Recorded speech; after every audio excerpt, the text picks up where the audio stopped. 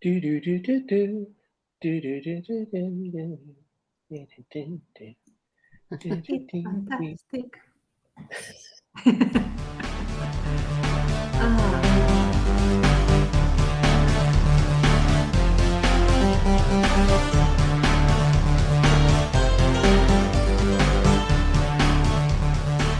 Hello and welcome to the Quackcast. This is Quackcast number 606. I'm Ozone Ocean. With me is Baines and Tance. Hello. Hello. hello, hello, hello. So this week we're talking about horror. Well, scary techniques of making people scared, basically. So it doesn't have to be horror, but obviously horror is the main thing that uses these techniques. But you can have them in anything. You can jump scares in comedies and romantic things.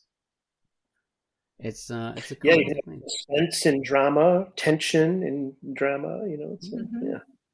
All that stuff. Exactly. Just stick these in your tool belt and use them for everything. But before we talk about that, got to bring up the feature. Tance Irene didn't give us the feature. No, I always say Tance Irene giving us the feature, but no, that never happens. It's Kwai de Gakse, and the feature she gave us was Vampire Girl. So, Kwai, tell us about Vampire Girl. Hello, this is Quackcast, and the feature I've selected for this week is Vampire Girl by Jay Scarborough, and it is rated E for everyone. Levana is a female vampire, also known as Vampire Girl. She lives a life of irony, and when she is running on a shortage of blood supply, she retreats to the hospital to get her fix. Levana's outdoor attire make her reigning champion of social distancing, because she is allergic to the sun. Levana goes through an existential crisis when faced with the dilemma of no longer desiring the responsibility of having vampire powers. Assisting Levana along her journey is a wizard who also makes house visits, the photogenic Dr. Charmin, and medical assistant Laura, who doubles as Levana's blood supplier. The art is mixed media with hand-drawn sketches, handwritten notebook paper, full pages of digital color, and an exciting update from Vampire Girl creator Jay Scarborough. The next phase of Levana's mortal life unfolds in Vampire Girl Chapter 2. The original run of Vampire Girl Chapter 1 concluded 10 years ago in 2012 and was brought out of cartoon retirement in 2022 to continue telling Levana's story. Buckle up for Vampire Girl Chapter 2 and read Vampire Girl by Jay Scarborough, rated E.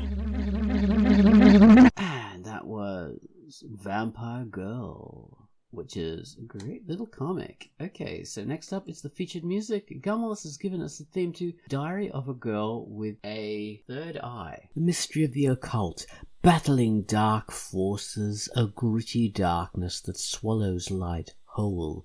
This tune has a wonderfully Eastern sound mixed with a darkly gothic rock feel. So take it away, Gummalus, with Diary of a Girl with a Third Eye.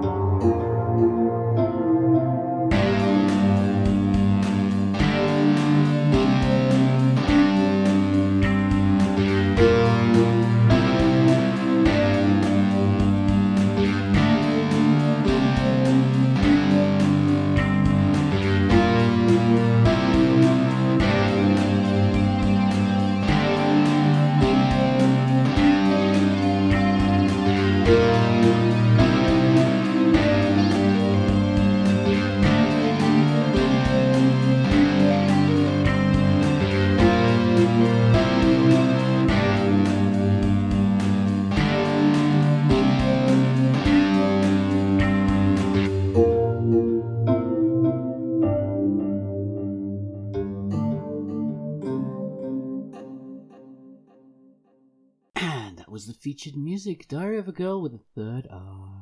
And that was a comic by Wizard Worm, and it's rated E for everyone. Thank you very much for that, Gunwall. Okay, so next up we're talking about techniques to make you scared. So that's the seed thing of this Quackcast. The techniques that we use to make you scared or put you on edge or to let you know something bad's going to happen or to give people a fright. You know, how do you do that? What can you do? What are your methods, basically? Yes. Well, there's the typical jump scare, which is so popular in films, which is like the low-hanging fruit of scares. It's commonly Yeah. regarded as that. Can you do that in a comic?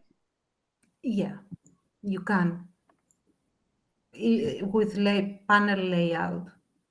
And like Junji Ito does that in quite a few, in the sense that you get sudden shifts in illustration, Mm. and that's a jump scare. Or Like yeah. it's unexpected what happens next. Mm-hmm. It's like, ta-da! I suppose I did that with my The Bottomless Waitress alternative thing where I did the heads on the Mm-hmm. pike. It's like you're having really fun comedy, and then whoa, what's this? Red eyes. Then there's this red light coming from a barn, and then heads on a pike. Ta-da! Yeah. Like if you didn't Unexpected. have the red light from the barn and then heads on a pike, that would be basically a jump scare. Oh, you mean like skipping even more steps? Just going Yeah, like straight to the no heads. warning at all. Yeah, I think people were so inducted into the tone of the comic that it still was pretty much unexpected. So even that Yeah, warning absolutely. came about as like not really a warning. It's Mhm. like this is I weird. would generally say that anything that makes you like move away from the page or the screen as a reader would be the jump scare.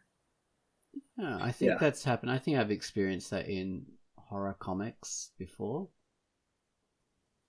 I've had stuff that I've gone, ooh, because you do get It's not just pictures on a page, line work on a screen that you're looking at. You actually do sort of take it in, and it does affect you what you're reading.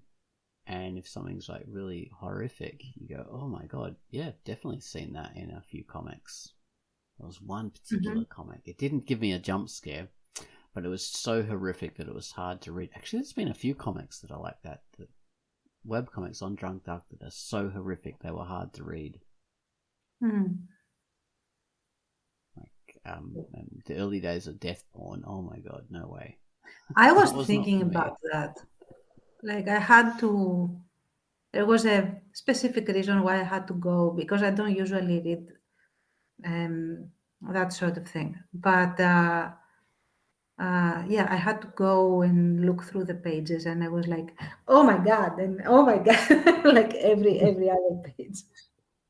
And it was not the sex, is what I'm saying. That was making me go there. Yeah, there's other comic. I think it's called something about dragons, or it started with an X, and it's off the site now. I think he came on with some other comics, but it was all about these disgusting dragons and like people being sliced up with knives and sacrificed, and it was just all in black and white. There was no color or Mm. anything. The blood Oh, wasn't yeah. red. I know the one Mm. you mean, I think. Yeah. A lot of bones in it, a lot of long Yeah, spines and bones. And it's just but really nicely done. wow. Oh, and another one that was done real well back in the day. It was like a short story, sort of many short stories back to back, and they had this one single narrator, and it was oh my god, like a I don't remember exactly what it was called, but I'm gonna try and find it. That's hard to And, do. That's not and easy. it had um, a very stylistic way of depicting things, very eerie, very. I might find it because I had it in my recommended comics, Oh, really? so I might be able to find it. Full Moon Stories, there we go. So Full Moon Oh, Stories, yeah. That's a Oh, clever one. I know yeah, that one. that was done real well. Very stylized style of Um, drawing. Yeah. Well, you are into moon stars without moon. Yeah. I mean, if it is a moon, I'll be at least checking it out. Quick Bones, moon is great. Yes, that's how we get 10s as a reader. Okay, let's see. That's why we did Bottomless Waitress. Well, you know, Yeah, there was It's this. full of moons there, guys. Like all the moons are there. Then there was this horror one a few years ago. What was it called? It had these like people turning into wolves and the virus serum, and no one knew who was the wolf. And I'm joshing you. This is Tance's comic called Wolf ages ago. That was not horrific except for the art. The art was a little bit... Basically, it was a werewolf themed story, you know. Yeah. Yeah, I mean, I guess it could be like for Halloween in the sense that you have this virus that has caused the pandemic, and this is like after the pandemic. And people that still are carriers get these flares of when the virus manifests, and you go berserk, and it's like you become a quote-unquote werewolf. So Okay, so like a rabies sort of thing. yeah, like the eyes go red, you get a burst of power, like a lot of strength, like an adrenaline burst that gives you OP Yeah. powers for a while, and then you collapse, sort of. So, Well, yeah, that's a good basis for a horror thing. Many horrors have been based. but it was not a horror; it was an adventure thriller sort of thing. It Yeah. could have been a horror, though. There's a lot of different styles of horror thing. There's like sci-fi horror, like Alien, Oh yeah. very cleverly done, and it's using all these techniques, you know, jump scares and creepiness. I think I would say Alien. I mean, of course, it's science fiction, but it's more like a monster in the shadows, and everyone is shut up in the house. yeah, That's the trope, more than science fiction. for sure. Yeah. Yeah, it's more of a haunted house movie or a monster in the house movie. Yeah. Yeah, Aliens 3, which is just a terrible movie. Well, is it the one with the xenomorph that is human? I think Niche. so. It's Okay. the one where they're all in a prison planet, and it's just weird. Everyone's bald and freaky looking. Isn't Okay. Aliens 3? It's just too much of a weirdness. All right, so yeah, horror techniques.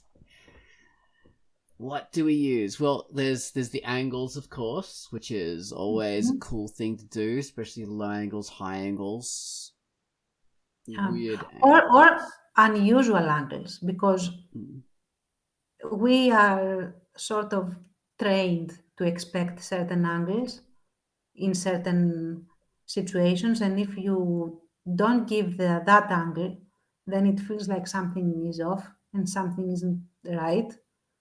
So you could, for example, if you have like a sitcom scene where you would expect the middle view, Eye level. yeah, thank you, the eye level view.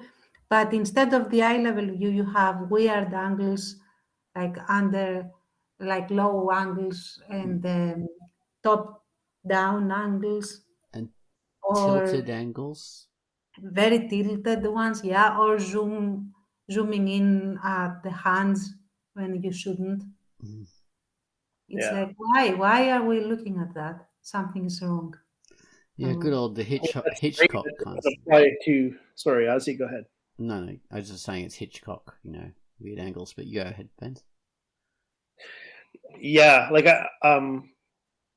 odd camera angles. I was just going to say it's cool that can apply to comics as well as movies. You know, it's kind of tough to do some of these effects with still images, but you can have sort of a lower angle, which is the standard horror thing, but I love what you said about the top angle, or like a bizarre angle. There's this movie X I just watched, and it's well done for a horror movie. Like, and there's one scene in particular where it's a POV shot, and this one moves because she's sort of floating in the lake or whatever, and you go down to where her eye level would be. She's kind of floating just above the water, and she doesn't see it, but it's still a POV from her angle, slowly looking around the water, and you slowly realize at one point you're looking at this huge alligator close to her, and then it cuts to this top down angle, super wide. Like the shot is so far up in the sky. It's very unusual to see this angle in a movie. Way, way up there. And then you see her swim from right to left. Like she shows up on screen. She's slowly, it's so far away. It takes a minute to discern what's going on. It's like, okay, it's her swimming towards the dock. And then finally you see the alligator appear from the right side of the screen following her. And it's very effective. Very scary. And then they go to another angle. That's another, I think, effective way of being suspenseful or scary, where you see the dock from the point of view of the dock. So you're looking out from the dock, and she approaches the dock. You can see the alligator behind her, and then she pulls herself up, and she's just resting with her elbows on the dock. And the rest of her is still in the water, but now you can't see what's behind her. You can't see how close the alligator is. And it's, oh my God, it's incredibly tense, like sort of like farting at the screen kind of tense. Get out of the water, get out of the water. Get out of there. Yeah. That reminds me, another real good way to build up tension and like horror is all the angles give you the sense that you are looking from the point of view of the stalker.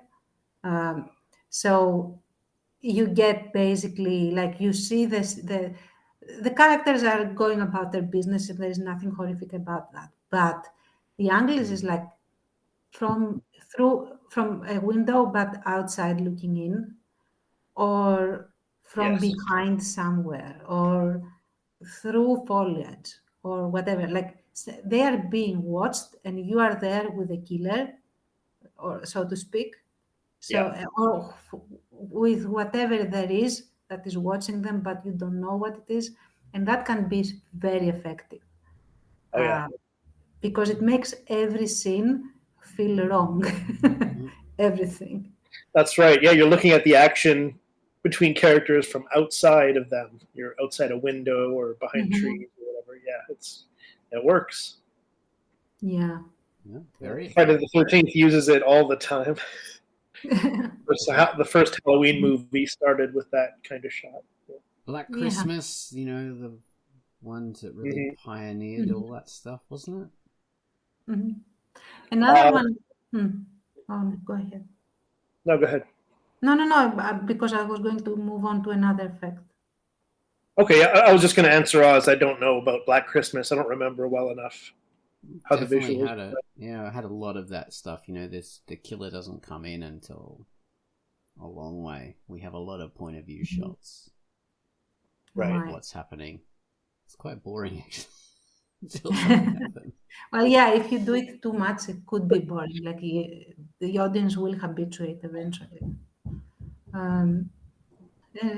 So the one I was thinking, like moving on from that trick, is like a slow reveal. I remember a short story. I don't remember the title of it, but it is about this girl that likes puzzles, and she finds this really old puzzle that in a box that has no image on the lid because it's scratched off, and she takes it home really happy that she's going to be trying this new puzzle that she will need to piece together from the pieces rather than know what the end image is. And it starts off super normal. She preps her snack that she's going to have while making the puzzle, blah, blah, blah. But the more that she starts doing the puzzle, and we follow her method and everything. So the more that she starts piecing it together, at first she's just curious and says, okay, so look at this wallpaper, it's the same as mine, but in the sense that it is a total normal coincidence, because her wallpaper is very common, and that's what she thinks. Like, it's so common that it's even on this puzzle draw. And but then, slowly, more things that shouldn't be a coincidence happen, and she starts getting slightly curious, but not in a happy way, curious. um, and the more that she completes the whole picture, and it is the kitchen where she's sitting. It's her kitchen, and the only thing that she hasn't uh, completed is the window of the kitchen. And Oh, okay. she doesn't want to. She goes and she sees that the pieces have the curtains drawn in the window, so she goes and she pulls the curtains over the window in order to complete it, so that it won't be completely same and identical. But by the time she completes it, the curtains are drawn again in her room, and that's where the short story ends. And you are freaked out. I remember that I was so freaked out, like my skin still crawls over this, and you don't get shown anything, but the scare factor is from getting it from this simple coincidence to it's not a coincidence. So what is going on, sort of. Yeah. Yes. There's a version of that story. I've never read it, but I heard a version of it in the movie Dead Poets Society. One of the kids tells a story about a woman who buys a puzzle, and as she puts it together, she realizes it's her own living room. It's an exact replica of where she is, and the final pieces she puts in is of the window behind her, and she sees this like terrifying face outside the window in the puzzle, and she's horrified. And just as she like realizes what's on the final piece, she hears the sound of smashing glass behind her. Okay, yeah. And It might be the same story because it's supposed to be a super classic story. I'm going to try and find it on Google. sounds like it's a variation of that classic. Yeah, it's a very classic story, and we did it actually in literature class, and Cool. and that's where I found it. I'm Yeah. gonna try and find it now. Sounds a bit like an August Derleth story. I think that's a writer that does that kind of a story. Oh, never heard the name. He was one of these people that, like, a bit earlier than Lovecraft. Right. That Lovecraft would have been influenced by. Okay. Aye. Well, speaking of Lovecraft and that kind of thing, like Oh no, something he wasn't earlier. He was another contemporary, maybe, or a bit later. Oh, okay. A contemporary Late Lovecraft. Yeah, really cool. Something you can't see clearly, like this can work in a movie or in a comic, I guess. Yeah, it could be both. Something that's sort of behind a semi-transparent, curtain or veil, or maybe a foggy window where it's unclear what you're looking at, and it kind of makes you really try to make out, like, what is that? But you just see hints of something that might be horrible. That's an effective dread to me. Yeah. Oz was enjoying himself earlier before the podcast, and you had like a veil on, this sort of transparent veil, semi-transparent, and you could just see vague details. I'm like, oh, that's creepy, actually. Even though I was pretty sure it was Ozone Ocean and not a monster behind it. You never know. Ozone Ocean is the monster. There's a scene in this movie Watcher that I really loved. There's one scene on a subway near the end that's uses this technique, and it's like it made me like ecstatic with tension and dread, where you're looking at this, and the context has been set up where this could be something horrible, and this character that the heroine is looking at could be this horrible monster, or could maybe not be. But he's got this plastic grocery bag, and as they're talking, they're having this sort of very tense conversation. She doesn't really know the guy well, but he's been watching her, possibly following her. And she looks down, and the camera zooms in on this plastic bag, and it's like, is that a head? It looks like it might be a head in the bag. Ooh, okay. We don't know, but it's like that looks like it's a head in the bag. It's like freaking terrifying. I was like really, right on the edge of my seat. Very well done. Like vague enough, but specific enough. Like is that someone's head in the bag, or is it just like groceries? Is it his lunch? Very good. Well, that's very clever. Yes, it was very clever. Yeah. Okay, so the story title is The Strangest Jigsaw Puzzle in the World. That's the title of the story. Nice. And I think Who's the author? the story is by a guy called J.B. Stamper. Oh, I've never heard of him. Me neither. But he was clearly a classic because he was in an anthology that we had for literature class.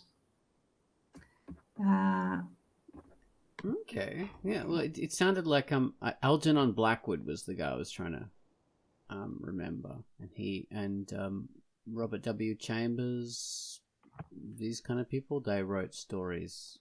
Ambrose Bierce, they wrote stories very much like that. So it's probably like a late 1800s kind of late 19th century style of horror story. Is that right? They slowly build tension, and Yeah, I mean, I don't know if it's just like only those stories. A lot of throughout, the 20th century had this sort of recipe to them. Yeah, I think it really had its formative days back then, though. This kind of people invented that style, and then the later stuff is, building on that, and because all pop culture is sort of built on other pop culture slowly, and we see it, changes, and there's fashions. There's definitely fashions in horror films and horror stuff. Like we say, the whole slasher stuff started really with Black Christmas, and then moved on from there. So we have fashions in the whole fashion in Cthulhu mythos came from H.P. Lovecraft, but he was building on the earlier styles of stories from Edgar Allan Poe and people like that, and it introduced various tropes and built on it, and it formed into different things. Yeah, Edgar Allan Poe is a master of building up horrific tension. Just The Telltale Heart is a master class in that. Especially because he starts off with the narrator being the creepy factor. Like the narrator is the one who is the crazy. Yeah. And so because he's there doing stuff, he's scary just because he's crazy. Like the first assertion, like I'm very sane, is enough to sort of set you off. Like, oh my God, who is that guy? Yeah. That's a very like the narrator and how reliable the narrator is can be an excellent way to make everything horrific before you even get to the horror. Yeah. Yeah, and you can have that in stories, in comics, definitely. You know, a narrator Mhm. being a bit nutty and crazy. That can work well, and not many people do that because most comics are from a third person perspective. But first person or second person perspective can be very effective just because people aren't used to it. So that can already introduce a bit of a put a weird tone and put people on edge. Yeah. Or, like you said, the second, like point of view, you could build horror by having the main character break the fourth wall, but in a very creepy way. Like look at you, the reader, like as if they are actually seeing you, and sort of smile in a way that you know what's coming, like that sort of thing. Yeah. Um, that would be a bit like getting you off the tone, off the pace, like making the pacing real weird is enough to get the horror going, in a sense. Mm. Yeah. Like destabilizes or something. Yeah. Mm-hmm. It puts people off balance. Yeah. That's how scary rides work in shows and stuff like that. If they mess around with your sense of balance, they mix up your inner ear until you're feeling terror just because they're ruining your sense of balance and equilibrium. So it's Yeah. quite easy to do. It's a simple Mm-hmm. technique. But obviously you can't do that in comics, but changing someone's perspective and putting them you off can balance. yeah, It's you can analogous. make them, especially if you start off with the main character being normal within the three walls, like and then they just suddenly sort of turn and talk to you. That could be very unnerving, especially if it's done at the right time, in the sense that uh, yeah, I know you want to see further, like whatever is lying beyond this frame, but I'm not showing it to you because you're not ready for that, or something like It can that. be very effective. Yeah, it's Yeah. the whole. I mean, we make a big deal of it's like in Deadpool and She-Hulk. It's a comedy thing, breaking the fourth wall, but it's not just comedy. It's very effective in different horrors and things like that. I remember there was that famous film Funny Games. I haven't seen the remake with Nicole Kidman, but I saw the original. I think it was German, and that's quite horrific. They have a moment where they, like it's in a typical kind of thriller, kind of scary thing where these two people, are harassing this family and, kidnapping them and menacing them with shotguns and stuff like that, and then this woman manages to turn the table and kill one of them and beat them, and then she's going to win, and one of these guys just suddenly turns to the camera and says, no, I'm not going to let this happen. I know this is what you want, but I'm not going to let this happen. And he's talking to the audience, and he rewinds it, and then when she gets the gun, he stops her, and then the horror continues. So that was very effective, and it's like it really pisses you off as an audience member. Yeah, but it gets you engaged, though. It's like, you bleep hole.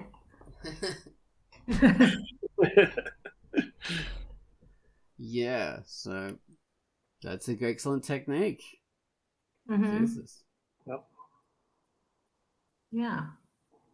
Now, Baines, you've done a few little horror specials for Typical Strange. Have you used any clever techniques in those? well, I when I was doing this extended like ghost story for one of the Halloween issues, like I didn't want to do just short stories, parodies. I was like, okay, well, my art talents might not be up to this, so that's when I started doing backgrounds in 3D because I wanted to do low angles. So yeah, when I did this ghost story a few years ago, I did a lot of low angles.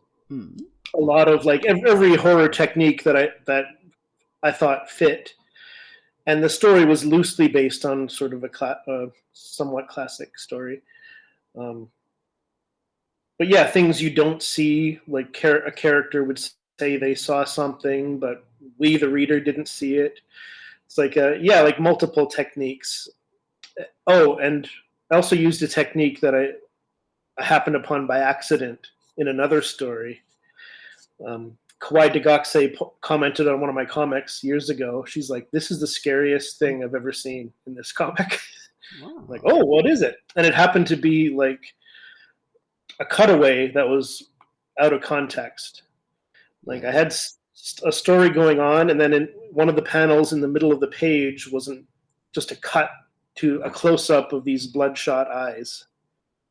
Okay. And the reason was the beginning of the story was kind of a vision or hallucination, and the character was waking up. So I was cutting to the character kind of returning to consciousness. And Kawaii said, like, this is very like creepy because it's this jarring, I guess, kind of like a jump scare. It's like a sudden switch of context to these like freaky looking eyes. Mm-hmm. And I was like, oh, I'll use that. So I ended up using that on purpose in my horror story in a very similar way. Oh, very clever. Yeah. So, yeah, definitely. And I tried to do a jump scare at the end of a horror short. I did. I sent it to you guys, I think. I don't know how well it worked, if it was surprising, but it kind of ends with a character seeing this creature at the, looking up at her from the dark. Oh, I think I remember that. It's a while since you sent that. Yeah, I kind of like, I want the eye to be drawn down as quickly as possible, and so hopefully this will be surprising. So yeah, you do. Even in comedy horror, you use that kind of stuff, and definitely if you want emotional involvement, yeah, you want to use these techniques. Oh yeah, it's Yeah. You've got to really take advantage of them to up the level of your work, because if you're just doing like a straight out story without any techniques, it's really not going to work as well. It's not going to have that same level of effect. Yeah, visuals do have power. They have emotional power. I mean, we all know, we all make comics, but like the book Framed Ink is really great and really makes some good points about like how the visuals create emotion.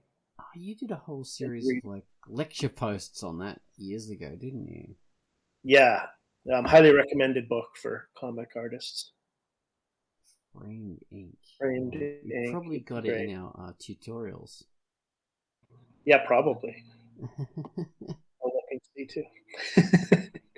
The silhouette. So, thinking about framed ink, the silhouette is a very effective technique. Well, silhouette is one technique, but it's about like where you place things, where you place the camera.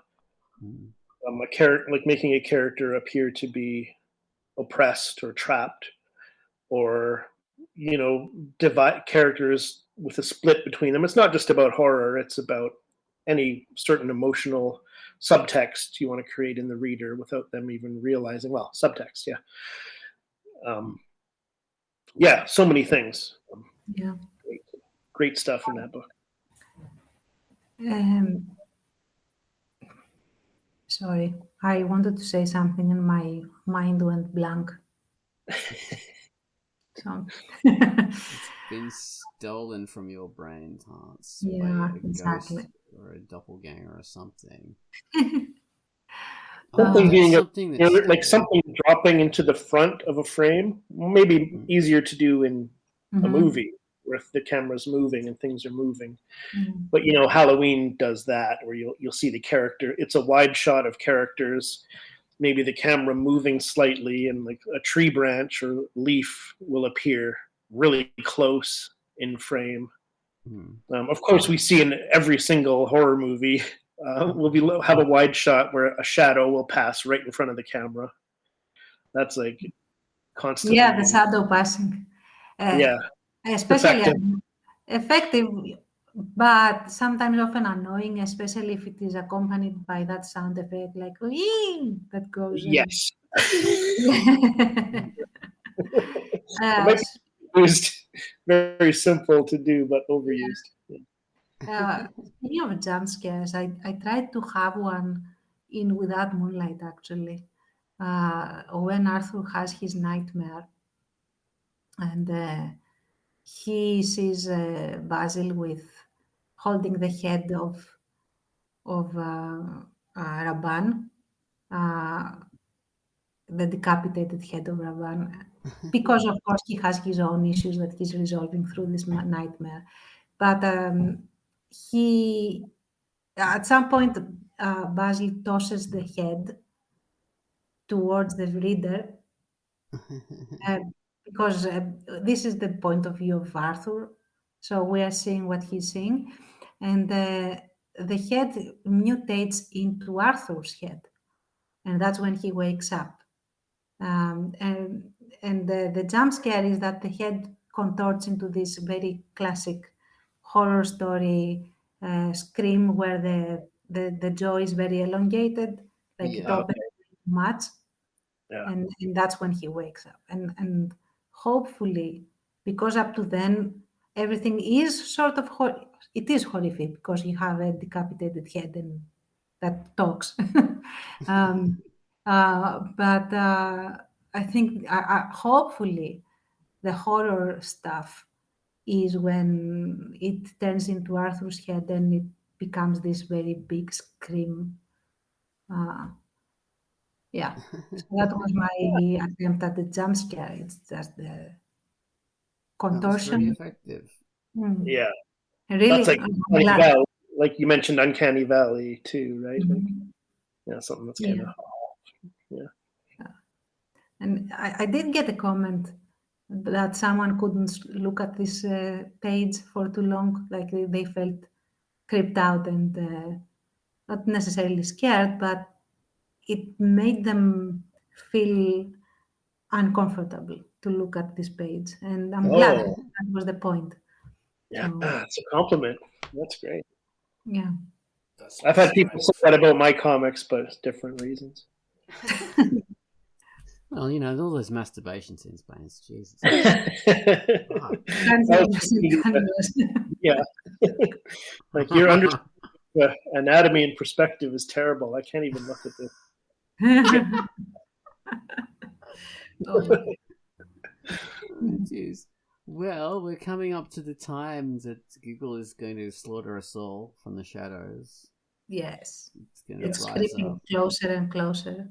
Yeah, like the alien, and stab us through with its big sword tail. Gut us, or whatever else. What about, you know, showing the monster? That's one of the things. Mm. You I got to had be that in my careful mind about also. Yeah. Like something you want to, like you don't see it at all, you see the effects, or you just see part of it. Yeah. They do it in Ghostbusters, which is funny because it's not really a horror movie, of course, but it's shot like a horror movie. And they did this for believability. They had like a shot of skyscrapers, of buildings, and then the marshmallow man passing behind them. You can't really see, like, what is this? Like, you don't know what it is, and you see glimpses of it, and it's very effective for Yeah. believability, but also for dread. They managed to make a marshmallow man scary, which is Ah, an Stay puft. achievement. There are a lot of Yeah. horror things in the Ghostbusters film. You know, the first scene with the librarian. Oh It's yeah, man, horrific. scary. You watch that and it's even as an adult, I watch that and think, oh my god, that's just Yeah. so It's scary. done. Yeah, got a jump scare. It Yeah, is a jump scare. Yeah, but it's a good one. And with it's that, well done. the librarian will eat us all. Goodbye. Yes. Bye. Thank you for listening to Quackcast number 666. No, it's only 666. So We wish. we're still like over a year away from that, man. Bye-bye. Bye.